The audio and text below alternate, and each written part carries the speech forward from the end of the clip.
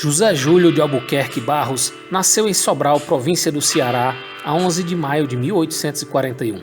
Nessa época, o mundo passava por um momento de grandes transformações.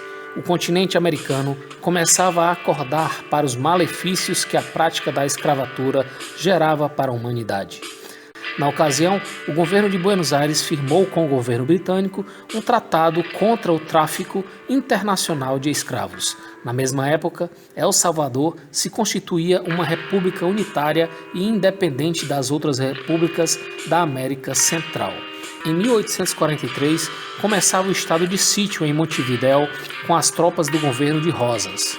Neste mesmo tempo, no Brasil, iniciava-se o segundo reinado, com Dom Pedro II governando o país.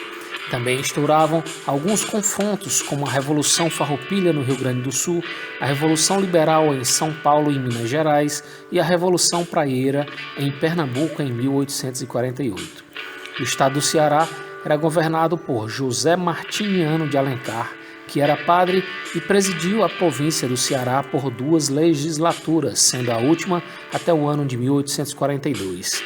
Foi ele quem assinou a Lei 229, que elevava a vila distinta e real de Sobral à categoria de cidade com o nome de Fidelíssima Cidade Januária do Acaraú. O cognome Fidelíssima foi acrescentado devido às tantas demonstrações de solidariedade ao governo do Ceará e ao Império. E Januária foi uma homenagem à irmã de Dom Pedro II. José Júlio de Albuquerque Barros nasceu numa família de classe alta e de grande presença na região. Seu pai, o doutor João Fernandes de Barros, era natural do estado do Rio Grande do Norte, mas fez carreira em Sobral após casar-se com Luísa Amélia de Albuquerque Barros, filha do capitão José Gomes de Albuquerque e Rosa Maria de Vasconcelos.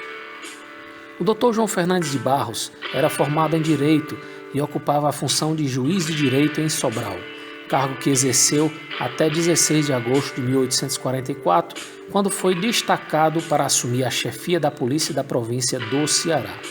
Permaneceu nessa função até 5 de setembro de 1845. Em 27 de novembro de 1847, foi novamente nomeado juiz de direito de Sobral e permaneceu no cargo até seu falecimento em 5 de dezembro de 1854. O ano de 1841, para o Dr. João Fernandes de Barros, foi um ano deveras importante, tanto pessoalmente, devido ao nascimento de seu primogênito, o futuro barão, quanto profissionalmente, pois fora neste mesmo ano que teve que tomar sua decisão mais importante, a de condenar à morte o escravo Sebastião. Esse foi tido como um dos episódios mais tristes da cidade de Sobral até os dias atuais, por tratar-se da primeira e única condenação à morte ocorrida naquela região. O escravo Sebastião foi flagrado por seu patrão roubando aguardente e, por temer ser castigado, assassinou o mesmo a golpes de faca e fugiu. Após ser capturado, foi preso e condenado à morte por enforcamento pelo Dr. João Fernandes de Barros. A execução aconteceu nas proximidades da Igreja da Sé e no momento exato o carrasco não teve coragem de cumprir as ordens do juiz e foi o próprio escravo Sebastião, sem demonstrar medo algum, que saltou do patíbulo. A imagem foi deveras horrenda e traumática para a população que assistia, pois o condenado passou vários minutos se contorcendo até morrer. Depois desse fato, nenhuma outra condenação à morte foi executada na cidade. José Júlio, como era de família abastada, teve uma infância farta por um lado, pois podia ter o que havia disponível na época, por outro lado, porém, era bastante superprotegido pelos pais e por esse motivo tinha poucos amigos. Ainda criança, foi mandado para Fortaleza, onde iniciou seus estudos no Liceu do Ceará. De lá viajou para o Recife, em Pernambuco, onde formou-se em Ciências Jurídicas e Sociais pela Faculdade de Direito do Recife, recebendo o grau de bacharel em 1861. Não contendo-se apenas com a graduação, foi para São Paulo cursar doutorado e, defendendo tese na Faculdade de São Paulo, obteve o grau de doutor no dia 16 de dezembro de 1870. Iniciou sua carreira profissional logo que voltou de Recife, em 1861, como promotor público em Sobral. Um ano depois, assumiu como diretor da instrução pública da sua província natal. Em 1864, foi convidado pelo então presidente da província do Ceará, Lafayette Rodrigues Pereira, para fazer parte de seu governo, assumindo a vaga de secretário do governo, cargo que continuou exercendo também no próximo governo do Ceará, o do presidente Francisco Inácio Marcondes Homem de Melo. Foi exonerado a seu pedido em decreto de 29 de março de 1866. Posteriormente, assumiu o cargo de diretor do Liceu do Ceará por nomeação presidencial de 14 de dezembro de 1867. Foi agraciado por Dom Pedro II com o grau de Cavaleiro da Ordem da Rosa em decreto de 19 de outubro de 1867.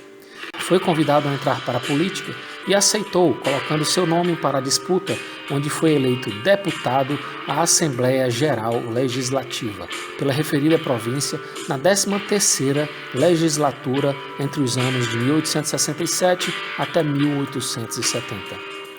Trocou o legislativo pelo executivo, assumindo o governo do Ceará como presidente da província em 8 de março de 1878, tendo abdicado ao poder pedindo a exoneração, que foi aceita e decretada em 4 de maio de 1880.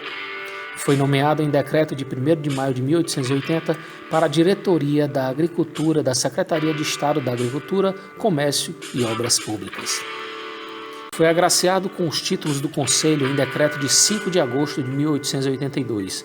Foi convidado para concorrer ao governo do Rio Grande do Sul, tendo assumido a presidência da referida província a partir de 16 de julho de 1883 até 12 de setembro de 1885. Retornou ao Ceará, onde assumiu em 10 de agosto de 1885 o cargo de diretor-geral da Secretaria de Estado dos Negócios da Justiça, em cujo exercício se encontrava quando foi proclamado o regime republicano, prestando então relevantes serviços, muito colaborando com o respectivo ministro Manuel Ferraz de Campos Sales em todas as reformas realizadas, principalmente na organização judiciária e do Código Civil. Recebeu o título de Barão de Sobral em decreto de 19 de janeiro de 1889. Com a organização do Supremo Tribunal Federal, foi nomeado ministro do mesmo tribunal em decreto de 12 de novembro de 1890.